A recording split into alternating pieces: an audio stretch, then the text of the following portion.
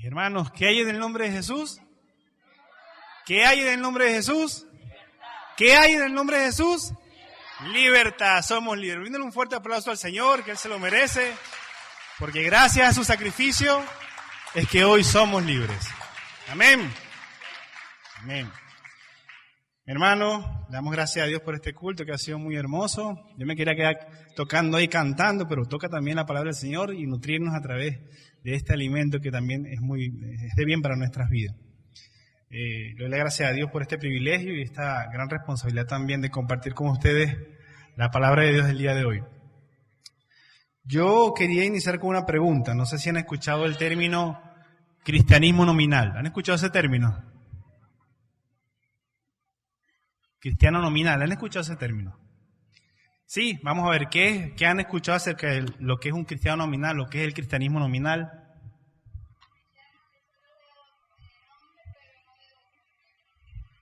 Alguien que dice que es solamente de nombre, pero no de obras. Bueno, sí. Se parece quizás mucho, por lo menos los que les ha tocado predicar alguna vez a un no creyente y dice, no, yo soy católico, no sé si les ha pasado. Yo soy católico, ¿por qué? No, porque mis papás eran católicos, por la tradición, por la cultura, católico, pero no digamos que no participa de los actos, pues, de la Iglesia católica, o de lo que el catolicismo dice. Y la verdad es que también en la Iglesia evangélica sucede así.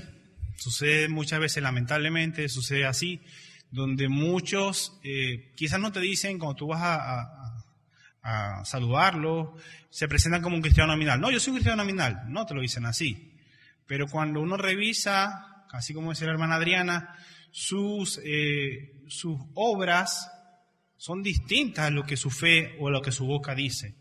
Entonces hay una discrepancia en cuanto a lo que dices que eres, pero lo que haces. Y justamente esto es el cristianismo nominal, los que podemos ver que son así justamente porque hay esa diferencia entre lo que son o lo que dicen que son y lo que hacen. Como iglesia, en las últimas semanas hemos estado estudiando un tema. ¿Cuál es el tema que hemos estado estudiando las últimas semanas? Las características de una iglesia establecida. También le hemos puesto por nombre Alcanzando Metas para establecer la iglesia, ¿no?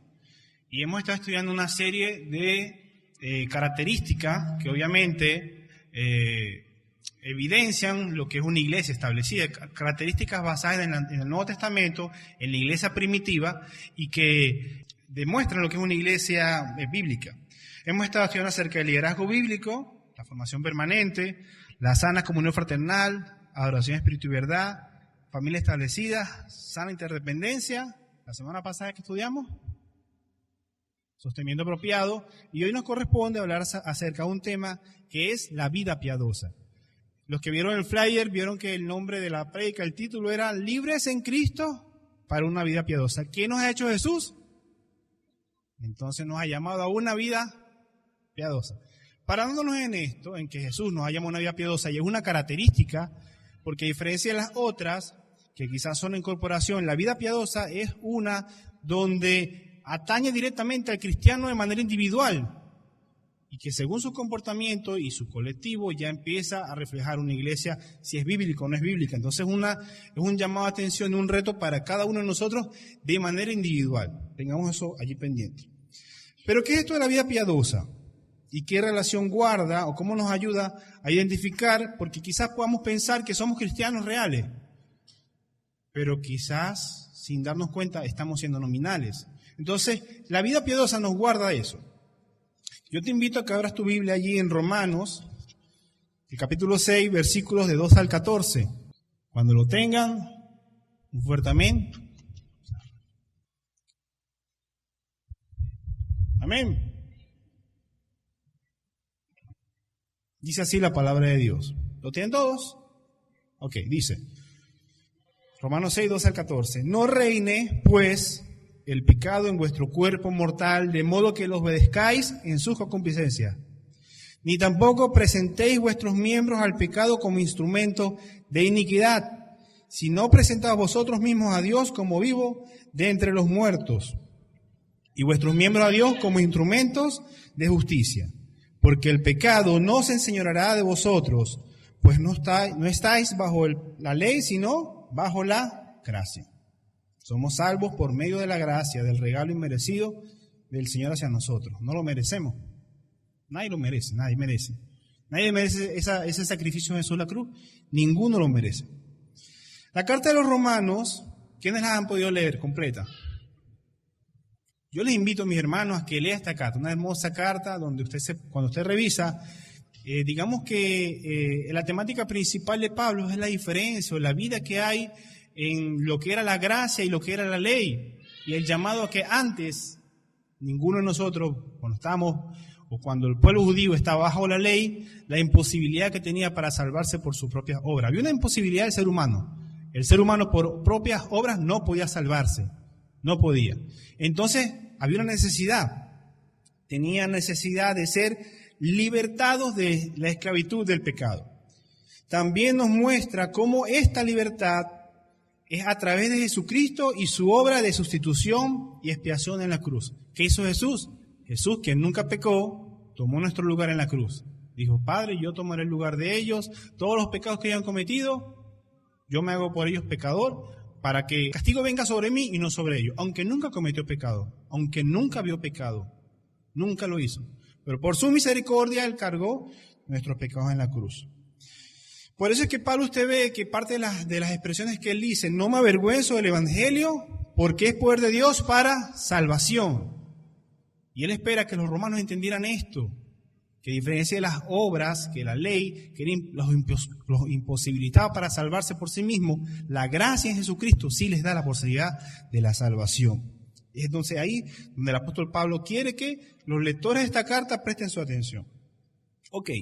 Pero ¿qué es la vida piadosa? Vamos a ver, me gustaría que alguien pudiese decir, bueno, yo creo que la vida piadosa es esto. He escuchado de la vida piadosa que es esto. ¿Qué han escuchado ustedes o qué creen que es la vida piadosa?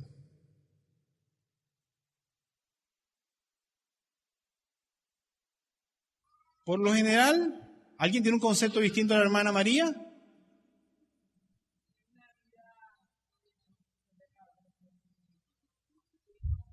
Una vida donde usamos pecar. La hermana María decía que quizás es la forma en que más hemos conocido nosotros el tema de la vida piadosa, es pensar una vida donde ayudamos a otros, somos misericordiosos con otros, y llegamos a decir, oye, por lo menos las monjitas, no, o sea, tienen una vida piadosa, esas monjitas van y ayudan a la gente, le lavan los pies, una monjita piadosa.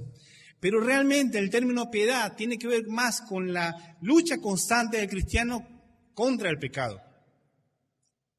Una persona realmente vive una vida piadosa cuando lucha constantemente contra el pecado.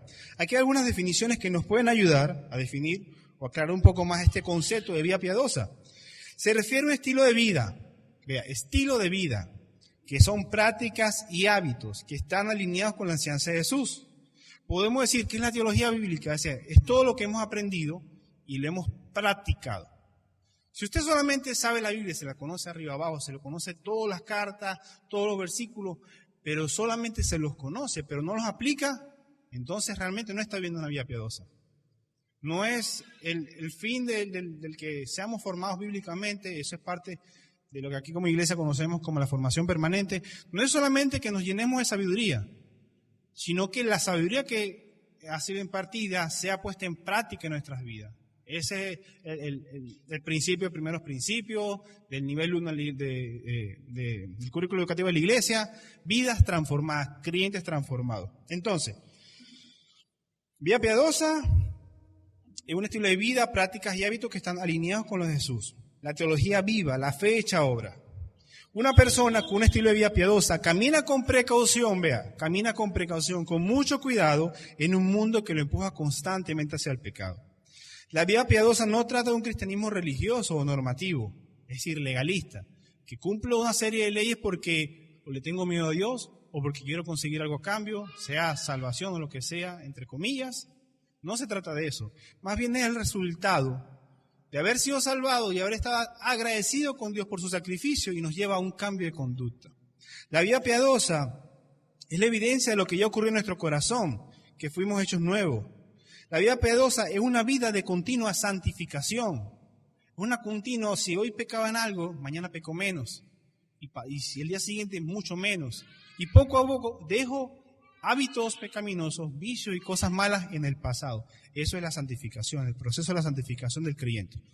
Es la vida piadosa, mire, es una meta para el cristiano verdadero. Pero para el cristiano nominal es algo imposible de hacer e insostenible en el tiempo. ¿Qué significa esto? ¿Qué diferencia un cristiano verdadero de una persona que no ha creído? Una de las principales diferencias. El poder del Espíritu Santo en la vida del creyente. Hermano, no es que ya no vivo yo, sino que vive Cristo en mí. Y gracias a que vive el Espíritu Santo en mí y el fruto del Espíritu que tiene varios gajos, yo le digo siempre como una mandarina, que tiene varios gajos y cada gajo tiene una función. Gracias a ese Espíritu Santo que habita en nosotros, es que nosotros ante el pecado o ante cualquier circunstancia decimos no, porque somos libres para escoger ahora. ¿Lo vemos? Entonces, bueno, yo no sé si ya terminé de predicar todo lo que era lo que iba a predicar, pero bueno, igual. Hay 3 principios que me gustaría compartir con ustedes, basándonos aquí en lo que hemos leído en Romanos. Y el primero dice así: la vida piadosa nos guarda de ser dominados por el pecado. A los que les gusta tomar nota, la vida piadosa nos guarda de ser dominados por el pecado. Versículo 12 dice: no reine pues el pecado en vuestro cuerpo mortal, de modo que lo obedezcáis en sus concupiscencias. La evidencia de que el pecado reina en una persona es que la persona escoge de continuo, escuche bien, la persona escoge de continuo andar en prácticas pecaminosas. Entonces, el apóstol Pablo hace un llamado aquí a no dejar que el pecado reine en nosotros. ¿Cómo es esto de dejar que el pecado reine? ¿Cómo un creyente, si está libre, puede reinar el pecado en vosotros? Bueno, cuando lo obedecemos. Véalo así. Papá o mamá te dicen, anda a fregar los platos. Es una orden, ¿cierto? Si usted toma la decisión de fregarlo, ¿usted qué está haciendo? Pero si no lo hace, está. Vamos a verlo de esta forma entonces. El pecado te dice, haz esto que está mal. Si usted lo hace, está. Y estás obedeciendo al pecado. Es lo que Pablo está diciendo aquí. De modo que lo obedezcáis. Es decir, Pablo presenta a esta comunidad de creyentes una verdad que ellos tienen que comprender. Ustedes no están de brazos cruzados. No están como un caballo solamente con la vista hacia el frente, esclavos. No, ustedes han sido libres. Ustedes no es que la única opción que tienen es pecar. No. Ustedes tienen varias opciones. Dentro de esa está el pecado. Nosotros, voluntariamente, decidimos obedecer al pecado si es que el pecado reina en nosotros. Y eso a nosotros los creyentes nos da luz cuando estamos batallando con una práctica pecaminosa y nos hace pensar, ya va, no es que yo soy esclavo, es que realmente si sigo batallando en esto es porque quizás no lo quiero soltar. Quizás no quiero decir que no a esto que está mal. Porque ya no vive el pecado en nosotros, sino que vive Cristo en nosotros. Sí existe una lucha real y es la que Pablo dice en las concupiscencias, que ahorita vamos a hablar acerca de eso. Pero es que el creyente ya está en la libertad de poder decir sí o no al pecado. De huir o quedarse. Allí entonces debemos estar pendientes de nosotros, hermanos. Nosotros como creyentes tenemos, digamos que, la opción a escoger. Si pecar o no, si obedecer al pecado, a este cuerpo mortal o no. Ahora, en cuanto al pecado, cualquier tipo de pecado, cualquiera. Habituales que quizá usted no hace. Mira, yo no estoy acostumbrado un día a mentir. Ay, Señor, perdóname. Claro, debemos guardarnos cualquier tipo de pecado. Pero va desde un pecado que tú normalmente no cometes a prácticas que habitualmente llevas día a día. Y vicio, y vicio. Y no vicio como quizás pensamos son los vicios del mundo. El cigarro, el alcohol. No. Estamos hablando de vicios que de forma están allí escondidos. Vicios como la murmuración, el chisme, las mentiras, la pereza, la glotonería. Imagínense nosotros los cristianos que nos gusta hacer los bochinches y a veces hacemos unas comelonas locas. Entonces, hermano, también en esos temas. Porque ahí también, sin darnos cuenta, abrimos puertas al pecado. Entonces, son con esas cosas pequeñas, Chisme, murmuración, mentiras, pereza, glotonería, orgullo, malas palabras, imprudencia, enojo, quejas. Todas esas cosas ante Dios son pecados. Y nosotros debemos, ya vamos para allá, estar atentos a eso. Nuestro cuerpo siempre está de continuo incitándonos a hacer lo malo, las concupiscencias. Eso es las concupiscencias, Santiago también lo dice, que este cuerpo constantemente tiene malos deseos. Ajá. En Cristo todos hemos sido renacidos nuevos, ¿cierto? Todos somos nuevas criaturas en Cristo Jesús, llamados para buenas. ¿Cierto? Pero realmente, mientras estemos en este mundo, hermano, mientras estemos en estos cuerpos de carne, en esta tierra, nuestro espíritu ha sido libertado. Lo que éramos antes muertos por el esclavo, ahora estamos vivos, nuestro espíritu está vivo y tenemos esperanza viva, pero seguimos en este cuerpo de muerte que constantemente nos lleva a hacer el mal. Entonces, mientras esperamos que un día estos cuerpos sean glorificados y sean transformados, como dice Pablo, para esa gloria celestial, debemos estar pendientes, porque constantemente este cuerpo tiene malos deseos. Este cuerpo tiene malos deseos que nos incitan al pecado en cualquiera de sus formas. Entonces nosotros tenemos que estar atentos, poner nuestra mirada allí, porque eso nos va a ayudar a nosotros al segundo principio que ya les voy a decir cuál es. Dice así el segundo principio: sabiendo que nuestro cuerpo nos lleva constantemente a pecar, que es una lucha continua, nosotros como creyentes de manera activa debemos anticiparnos al deseo de pecar. Ok, yo sé que este cuerpo, no solamente el cuerpo, sino también el mundo y lo que te ofrece. Es más, si usted nota aquí, lamentablemente en algunas sectas toda la culpa se le echan al diablo. Pero realmente aquí Pablo dice, cuídate de ti mismo. No le eches la culpa al diablo, tú eres el responsable. Porque ante una situación decides pecar. Entonces, estando atentos a todo tipo de pecado que venga contra el creyente, sea de nuestro propio cuerpo, sea del mundo, debemos estar activamente anticipándonos al pecado. Versículo 13 dice, ni tampoco presentéis vuestros miembros al pecado como instrumentos de iniquidad, sino presentaos vosotros mismos a Dios como vivos de entre los muertos, y vuestros miembros a Dios como instrumentos de justicia. Vea que Pablo usa dos verbos que se refieren a nuestra acción. Presentéis y presentaos. Ve que Pablo está diciendo, tú eres el responsable. Tú eres el que te presenta. Ve cómo lo hace. Si lo vas a hacer para muerte o si lo vas a hacer presentaos vosotros mismos a Dios como vivos. Es nuestra responsabilidad. Mis hermanos, la lucha contra el pecado es una lucha real. Como les decía, estamos siendo bombardeados por el mundo y sus corrientes en todas las formas posibles. Yo quiero que levanten la mano los que tienen Instagram, los que tienen Twitter, TikTok, Facebook, los que ven televisión, los que escuchan la radio, los que han ido en un autobús público, en un carrito por puesto. Que levante la mano el que en un día nunca haya visto nada que sea del diablo en ese día. Que no sea el diablo, sea música del diablo, o sea, todo lo que le incita a pecar, vamos a decir lo que es del diablo. Así me decía mi tía cuando era chiquito, ese es del diablo, que Enrique. Por eso me quedó ese concepto. Este mundo, día a día, en toda su forma, nos presenta el pecado. Y cada día lo hace más sutil. Vimos un reel en Instagram muy chistoso. Y uno se ríe, jaja. Pero cuando revisa, de cierta manera, o es pecado, o aúpa a los que están haciendo pecado, X. Y digamos que lo disfrazan de algo jocoso, de algo chistoso, y uno se ríe. ¿Y qué dice Romanos 1 al final? También los que comparten estas cosas. Y es una forma de compartirlo. Una carcajada que te saque esas cosas. ¿Por qué?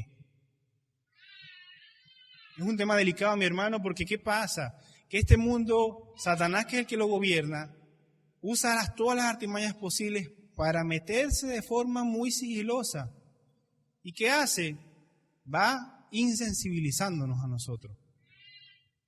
Nos insensibiliza en cuanto al pecado. Yo recuerdo cuando estaba pequeño que por lo menos siempre existe el morbo entre los compañeros de clase y te quería mostrar un video de alguien matando a algo, una persona muriendo, algo así.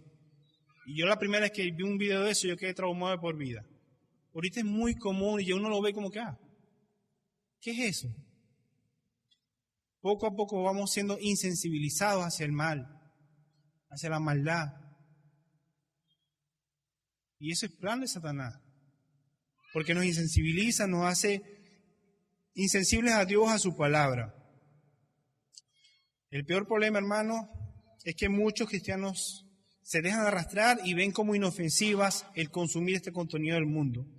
Y sin darnos cuenta al punto de llegar a ser saturados de él. Somos tan saturados de eso que no nos damos cuenta, sino hasta cuando nuestras prácticas empiezan a reflejar eso que hemos visto, eso que hemos consumido. Dice, oye, tengo que empezar a revisar. Estoy siendo muy... Usted ve como ideas y pensamientos que décadas atrás eran aberrantes. El matrimonio homosexual. Antes usted, ¿qué es eso? Y el mundo lo veía hasta... Se burlaban, pues. Ahorita ya lo aprueban, legalmente mandan a que sí, que un pastor tenga que casar a dos personas del mismo sexo, y si no lo hace, hay consecuencias para el creyente o la persona que rechace eso. Cosas que antes eran impensables, ahora son aprobadas y hay que aplicarlas. Y ese es este mundo en el que vivimos que nos bombardea día a día, mis hermanos, en cuanto al pecado.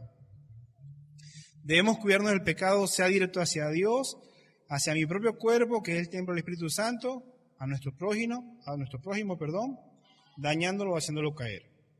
Nuestros ojos, nuestra boca, nuestras manos, nuestros pies, las energías, los pensamientos, la fuerza, los recursos. Aquí hay algunas preguntas que, si usted quiere, la puede anotar o no, que sirven para evaluarnos, porque si tenemos que participar de manera activa, nos dice que debemos estar atentos. ¿Atentos a qué? Atentos a no pecar. Y son cosas que tú puedes hacer constantemente, no solamente esperar a que termine el día, no solamente a esperar que termine la semana, a esperar el culto, sino que en todo lo que hagas. Cuando estás solo, ¿qué estoy mirando? ¿Estás viendo televisión? ¿Qué estoy mirando? ¿Estás viendo Instagram? ¿Qué estoy mirando? Una canción, ya va, ¿qué estoy escuchando? ¿Es bíblico esto? ¿Está bien? ¿Me lleva a pecar? ¿En qué estoy invirtiendo mi tiempo? Pasa el día, de repente, piénsalo constantemente. No sé, cada 10 minutos. Bueno, yo creo que con el bombardeo del mundo y nuestro cuerpo mortal, esto es casi cada segundo. ¿En qué estoy usando el tiempo? ¿En qué estoy invirtiendo mi tiempo? ¿Qué estoy haciendo? Preguntas que quizás no nos hacemos mucho. ¿Hace bien a mi cuerpo esto que estoy comiendo? Nosotros los cristianos, que quizás, gracias a Dios, no hay vicios de alcohol, pero sí nos gusta comer. Sí, hermano, ya va. La cantidad que estoy consumiendo, estoy siendo glotón, es gula esto que estoy haciendo. Hermano, son temas que quizás, como le decía, pasan chistosamente, jocosamente, pero pasa, hermano. ¿Qué estoy haciendo para cuidar mi salud? Recordemos que el cuerpo es templo y morada del Espíritu Santo, y como mayordomos también debemos rendir cuenta por él. Entonces eso nos llama a estar activamente. ¿En qué estoy invirtiendo mis recursos? Cuando nos pagan en nuestro trabajo, ¿qué hacemos con el dinero? ¿Qué está sucediendo con el dinero? Eso también nos lo ha dado Dios. Y también nos va a pedir cuenta de cómo lo estamos usando. Cuando estamos en compañía, que estoy con una persona, mi esposa, mi esposo, mi amigo, mi hermano, mi papá, mi hijo, compañero de clase, de trabajo, quien sea, ¿de qué estamos conversando? Y más si son cristianos, obviamente, si son esposos. ¿De qué estamos conversando? O amigos, ¿de qué estamos conversando? ¿Qué estoy aportando de valor y propósito a esta conversación cuando hablas con uno creyente? ¿De qué forma esto me lleva a predicar el Evangelio?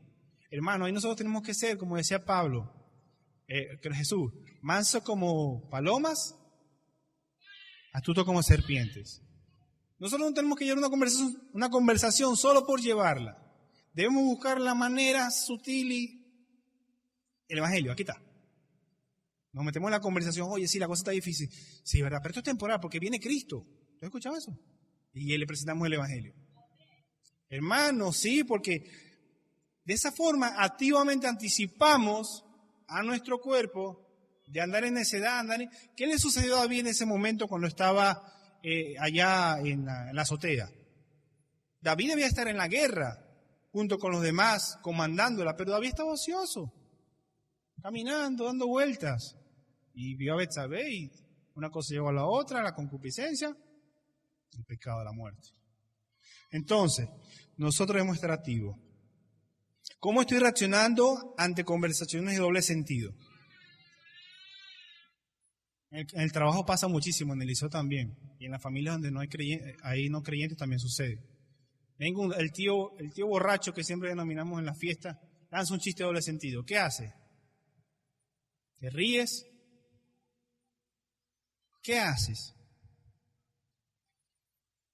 Cuando vamos a decir algo a esa persona, esto que voy a decir, pasarlo por el filtro de la palabra de Dios, del dominio propio del Espíritu Santo que mora en nosotros. Esto que voy a decir, ¿lo diría Cristo? Este pensamiento que estoy teniendo, ¿lo tendría Cristo? ¿Con quién estoy pasando el tiempo últimamente y con qué propósito lo estoy haciendo? Hermanos, en este mundo, y Satanás que no se cansa de trabajar por hacernos a nosotros caer. Por eso es que si cae uno, toda la iglesia se duele, el testimonio de Cristo se ve afectado, la iglesia se ve afectado, el evangelio no puede hacer su mella, nuestra tarea como iglesia, nuestra misión se ve afectada. Debemos entonces nosotros, cada uno de nosotros, activamente pensar en esto, actuar a través de esto, para evitar ser presa fácil. Usted y el Señor sabrá, mi hermano, el Señor Espíritu Santo, si usted es creyente y tiene el Espíritu Santo dentro de usted, Él le alertará si en alguna de estas respuestas sale raspado. Y tiene que pedirle perdón a Dios y ayudarle a responder correctamente. Lo que es real es que debemos ser más intencionales y estar más alerta. Debemos ser instrumentos para la gloria de Dios y edificación de quienes nos rodean, poniendo nuestras vidas y recursos a la entera disposición de Cristo y su iglesia como sacrificio vivo. Un cristiano real no es un cristiano pasivo, como les decía, que espera que llegue la tentación para decir que no, sino un cristiano activo que está atento constantemente. Estas preguntas solamente son un ejercicio que usted puede hacer constantemente. Evaluarse día a día en cómo estamos pasando el tiempo. Y tampoco estamos hablando en cuanto a la forma de pasar el tiempo y el tema de qué debo hacer para no pecar, en caer en activismo. Quizás algunos piensan, bueno, pero si yo agarro y todos los días de la semana me meto en la iglesia, o de repente paso todo el día haciendo cosas y me pongo activo y no estoy afanado, no estoy ansioso, yo voy a resistir al pecado. Pero puede que al final del día termine cansado, agotado, siendo presa facilita porque está débil. Esto se trata más bien, mis hermanos, de que nosotros podamos estar atentos, aprovechando bien el tiempo, saturarnos de la palabra de Dios, asistiendo, participando en los cultos, estando atentos, practicando las disciplinas espirituales. De esta forma, mis hermanos, nosotros podemos decir que estamos activamente anticipando la posibilidad de pecar. Bueno, obviamente, con la ayuda y la dirección del Espíritu Santo de Dios, que es el que habita en nosotros, porque no es nuestra fuerza, mi hermano, no es nuestra fuerza. El tercer punto que para mí es el más importante y que sin este punto todo el resto de la predicación no tiene sentido, y es que en Cristo hay libertad y su gracia nos impulsa para vivir vidas piadosas. En Cristo hay libertad y su gracia nos impulsa a vivir vidas piadosas. Versículo 14 dice, porque el pecado no se enseñoreará de vosotros, pues no estáis bajo la ley, sino bajo la gracia. Como les explicaba en la carta de Romanos, Pablo habla mucho a los judíos y también a los gentiles que están en esta carta, y le habla acerca de lo que sucedía con el hombre antes, cuando estaban bajo la ley. Los judíos estaban bajo la ley. Ellos se preocupaban día a día a tratar de cumplir la ley, porque que cumplir la ley era considerado justo. Es decir, cumplir la ley era no faltar ninguno de los mandamientos, hacer todas las ordenanzas. Y si faltabas uno, ya era considerado injusto. Entonces, si faltaba uno, como dice la misma ley, tenías que ir, comprar tus 2 tortolitas, tu vaca, lo que según el pecado que cometiste, ir ante el sumo sacerdote, presentarlo, que este animal fuera degollado, que su sangre, que este animal, como quien dice, los pecados que había cometido el ser humano, pasan a este animal. Era degollado porque la paga del pecado es muerte. Entonces el animal moría para redimir y reconciliar temporalmente. ¿Hasta cuándo? Hasta que volviese a pecar. Imagínense este ejemplo. Está el judío hablando, dijo una grosería. ¡Ay! Me tocan 2 tortolitas. Compró las 2 tortolitas, la presentó ante el sumo sacerdote. El sacerdote la sacrificó. Ok, estoy limpio. Esto pasó. ¡Ay! Otra es la grosería. Era imposible. Millones de machos cabríos que fueron sacrificados. Era imposible sostener esto. Pero ¿qué pasa? Dios tiene un plan grandioso, un misterio que nos fue revelado a nosotros. ¿Quién es ese misterio? Jesucristo.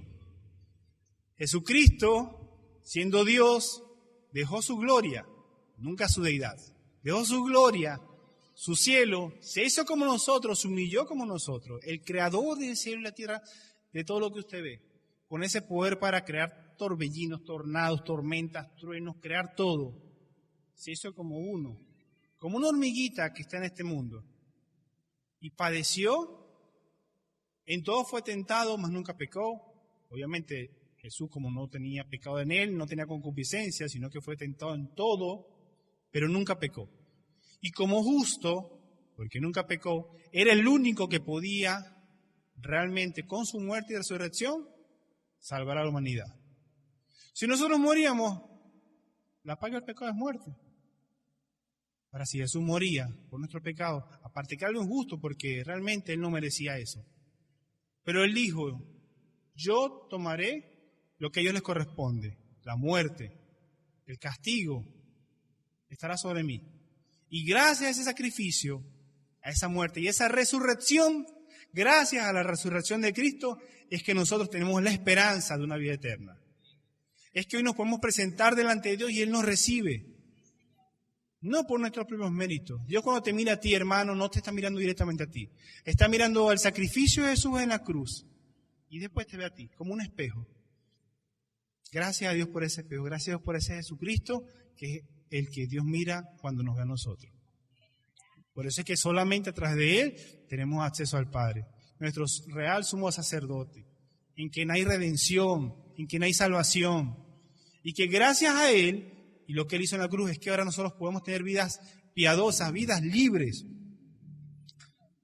Porque Él lo hizo todo. Y no solo que murió y resucitó, sino que también nos dio de su Espíritu Santo. Él hizo todo. Y ese Espíritu Santo, como les decía, es lo que imposibilita a un creyente nominal de poder andar en vida piadosa. Porque el creyente del Espíritu Santo le dice, hey, cuidado con esto. Mira, eso no está bien. Eso a Dios no le agrada. Entonces, ese era el beneficio que tenemos nosotros. De que Dios nos recibe, nos escucha y que no debemos andar con un temor. Ay, que si peco, claro, debemos cuidarnos, mi hermano, de pecar. Pero si pecamos, tenemos abogado Jesucristo ante el Padre que nos perdona, que nos limpia con su sangre preciosa y nos da libertad. Amén. Aleluya. Mis hermanos, nosotros debemos cultivar la santidad y usar esa libertad que Dios nos ha dado a través de Jesucristo para vivir en este proceso de santificación, es decir, cada día ir apartándonos del pecado. Hay alguno que quizás puede ver esta libertad como decir, bueno, si Dios me perdona, y si quizás yo hago cualquier cosa y Dios me perdona, bueno, pero yo puedo pecar. Bueno, voy a mentir ahorita, pero mañana pido perdón. Mi hermano, ¿sabes qué dice la palabra? Que si nosotros obedecemos al pecado, el pecado se enseñaría a nosotros, somos reinados por el pecado, y es realmente como si no hubiésemos creído. Entonces no podemos tomarlo a la ligera, es lo que Pablo incluso dice ya en el mismo Romanos 6, pero después del 15, dice, vamos a leerlo para no estar aquí inventando, dice 15.